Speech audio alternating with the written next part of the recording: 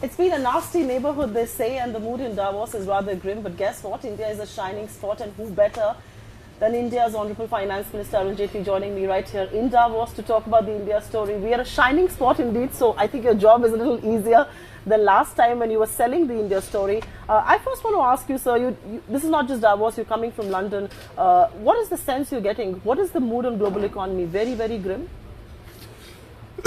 I think what is most challenging is that immediate solutions are not in sight. That's right, yes. And therefore, the oil prices being where they are, the commodity prices, the metal prices being low, if this was not bad enough, from the point of view of global economy, not That's necessarily right. India, Yes. I think the Chinese normal changed. That's right. And all kinds of speculations in China have begun about China as to what is their rate of growth. Though I must confess that the final figures that came out for 2015 were not as bad. Were not as bad compared to what the Chinese themselves have been saying, that our new normal is 7. So 6.9 is what That's they grew right, at. yes. And then the currency challenges. Originally it was Brazil's, it was Russia, it was the oil producing economies. And now China also faced the situation. So that had impact on the globe. So the markets are being adversely impacted, the currencies are being impacted. And now several economists have started saying, here and in London I spoke to many of them who feel that manufacturing in US may have slowed down. That's right, yes. So if the US manufacturing slows down, if China's currency faces a challenge, the Chinese normal has been altered, the oil and commodity prices are down. So several factors are converging, coupled with the geopolitical situation. That's right, yes. Of what's happening in the Middle East and so on. I think all this is adding to the global challenges. Now, how long this cycle will last Is the big question. People are keeping their fingers crossed. And therefore, global growth estimates are a little low. That's right. But even though the global growth estimates are low, India seems to be in a comfortable position of sorts. As India's finance minister, and I know you're making the wholesale speech for India here, how do you see India amidst this crisis? You see, India are we amidst as this shining crisis, a spot as we're being made out to be? India amidst this crisis, I think stands out with a difference. And this is for 2 good reasons, or 3 good reasons I would say. Reason number 1, India by and large has a good track record.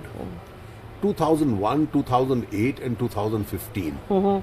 Every time there is a global crisis, India displays a resilience to stand out with a difference. That's so right. It's not the first time, it's the 3rd time that we have negotiated a global challenge. Second, the oil price regime benefits us a lot. And therefore, we've been able to rationalize our subsidies. We've been able to increase public expenditure. And that is acting as one of the engines of growth. And we've been able to maintain a reasonably okay growth rate, though we ourselves feel that our real potential is a lot higher. And I think the 3rd thing, which is extremely significant, the socio-economic profile within India is changing. When did you last see when, let's say, one political party is obstructing the Reforms, GST? yes. Have you heard a single public voice in their favor? The entire media, the entire public opinion is, why are you stalling reforms? It's almost like India for GST. India for GST campaign. This is the first time I find that the constituency supporting reforms in India is growing. There's a huge amount of public support because India is becoming aspirational. We couldn't even dream of the fact that in an auditorium at Vigyan Bhavan, which could accommodate 2,000 people for the Startup India conference, 1,50,000 would want to attend. Yes. Therefore, beneath the surface, the profile of India is completely altered. You know, it's very heartening you say that, and if you actually see the situation on the ground, it is a reflection of what you're saying. But I have 2 questions to ask of you. If you look at the financial market turmoil, our markets are down 20%. 10% from their highs. The rupee is back to levels of 68 like it was when taper was first bred by Ben Bernanke. People believe that all the gains that were made post your government coming to power, in that sense the Modi rally, has been wiped out. If our macroeconomic fundamentals are so strong, how do you explain this carnage? You see, let's be very clear. Both these factors, the markets and the currency, the impact is external. Okay. It has nothing to do with any domestic economic policy or any domestic indicators. India's macroeconomic data is as good in a global slowdown environment as possible. That's right.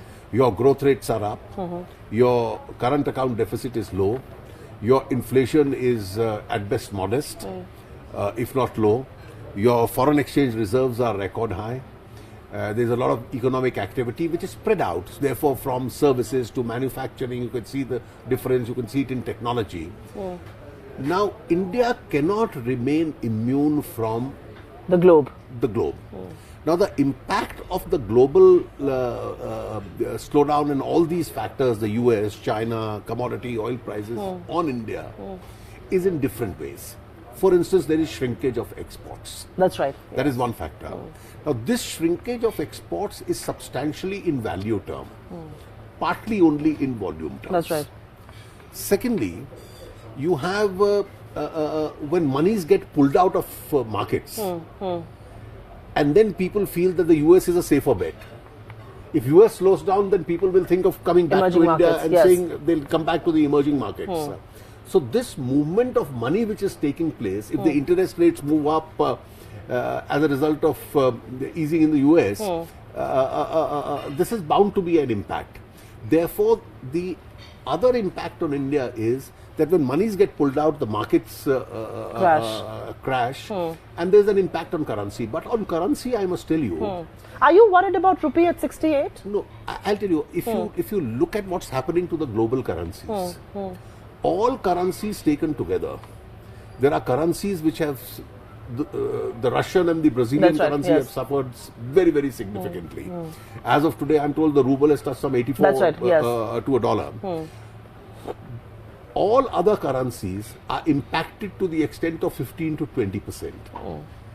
The rupee about 6-7%. So amongst all currencies across the world, the least impact has still been on the rupee. Though we in India always feel that it's a country's pride. It's almost a prestige issue. It's a prestige issue that the rupee should be stronger. Yes. But then the rupee will have to fight its way out because more dollars coming into India is going to strengthen the rupee. You know, your worst critics will say that your government is very well intentioned when it came to policy framework, when it came to pushing growth, and yet if you see economic revival, we are perhaps going to grow at best 7% or even below that. Is that disappointing? You see, I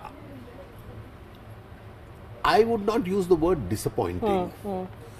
You see, on one hand, we can take satisfaction that in a slowdown across the world, where economies are either shrinking or growing at 1 or 1.5%, you stand out as the fastest growing economy. So in a global slowdown, to grow at 7% plus is a significant achievement. That's right. But as an Indian, I feel my potential is at least 1.5% more than where we are growing. Now, one of Who would you blame for this low growth? No, I would attribute it to 2-3 different factors. Or I would answer it more positively. What is it that's going to take to get that extra cutting edge of 1.5%? Yes. So instead of 7.4, let us say you have to reach 8.8 or something like that. How do you do that? I won't set my eyes on a figure, but to grow more. I get it, yes. You see, Arvind Subramaniam's estimation at the beginning of the year was 8%. What is the gap? I think a bad monsoon contributed to That's it. right, yes. You've had 2 bad monsoons.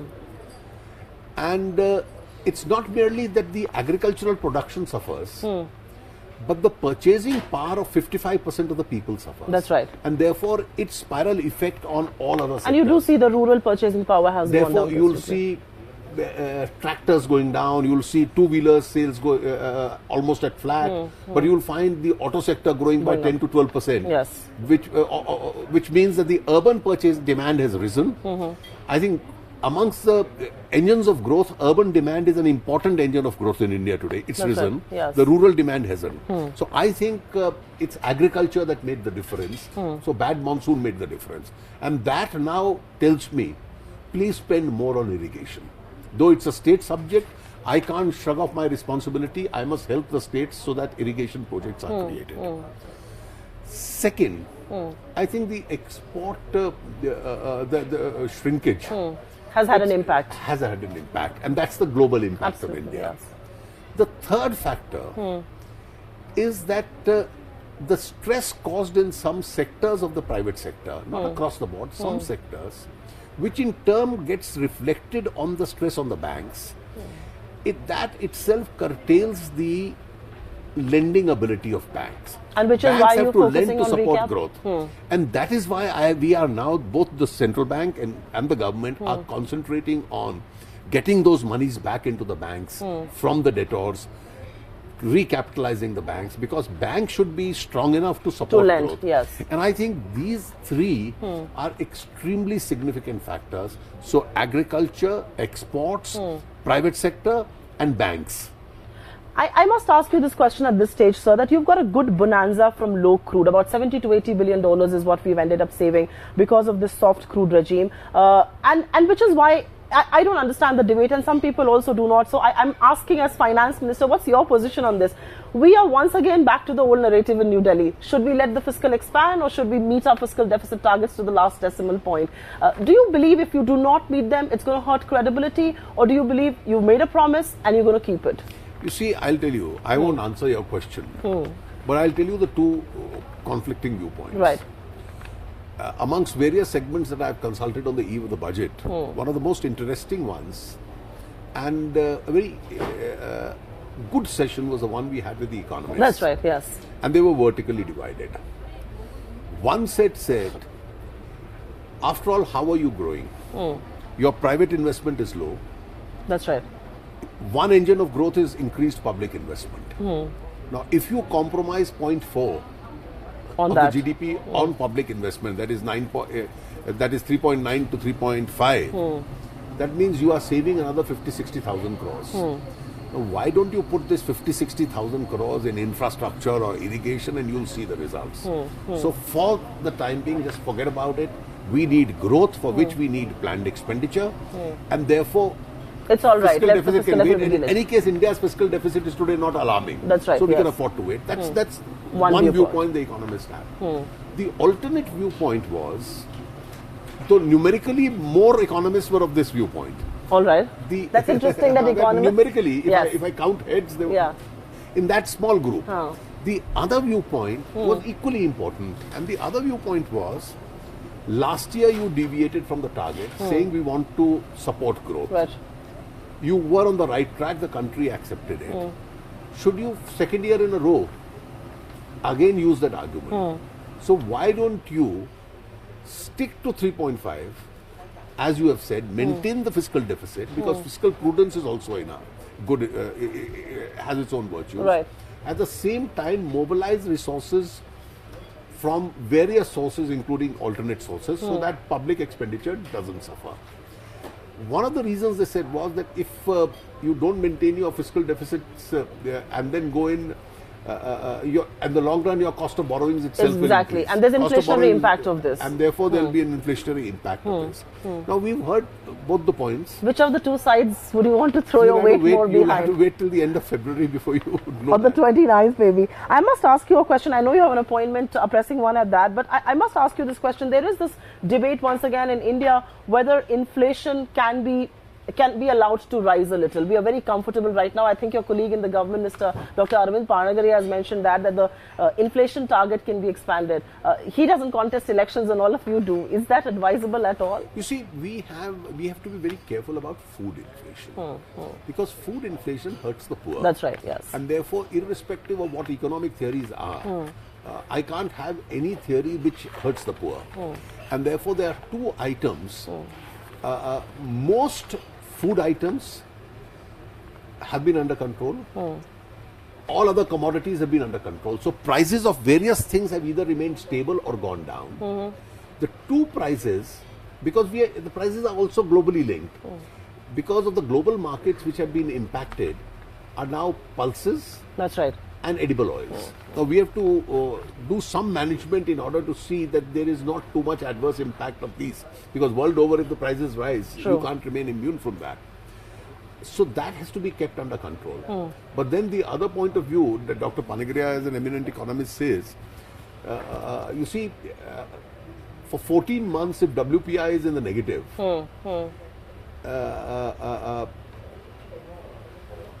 its impact on various factors, particularly on nominal growth, on the nominal GDP, huge, yes. and therefore the impact of nominal GDP on revenues. So even if you grow by 7.5%, you find your nominal growth instead of being 13-14% comes down to about 8.5-9%. Yes. So your revenues suffer. When your revenues suffer, your ability to spend on poverty alleviation schemes suffers. The other economist who you're constantly in touch with, Raghuram Rajan, doesn't quite agree with the view, and he was in conversation with us, and quite heartily he did say that a lot of the credit to curtail inflation also goes to the government for things that have been taken.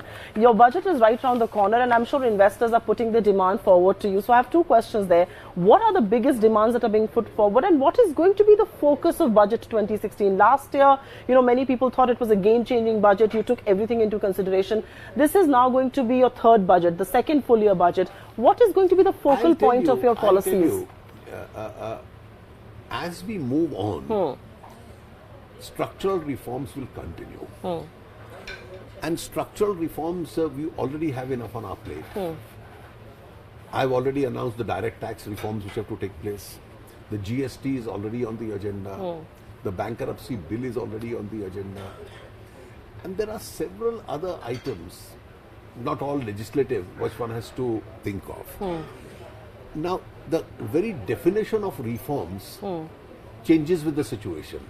And in today's situation, we are faced with a challenge. Ordinarily, I believe the private sector leads the government. That's right. But when the situation becomes challenging, the government has to come up in front. And therefore, today the government has to look at various sectors to enhance expenditure. Infrastructure, social infrastructure, irrigation, and so on.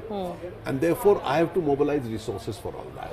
Now here, besides structural changes, concentrating on these areas so that they can act as important engines of growth as far as India is concerned, I think is one of the biggest challenges. And any government, this or any other alternative government, will have to take that into consideration. So while you mobilize challenges and put India as a bright spot amidst this global gloom, we wish you the very best. So thank you very much for speaking to us.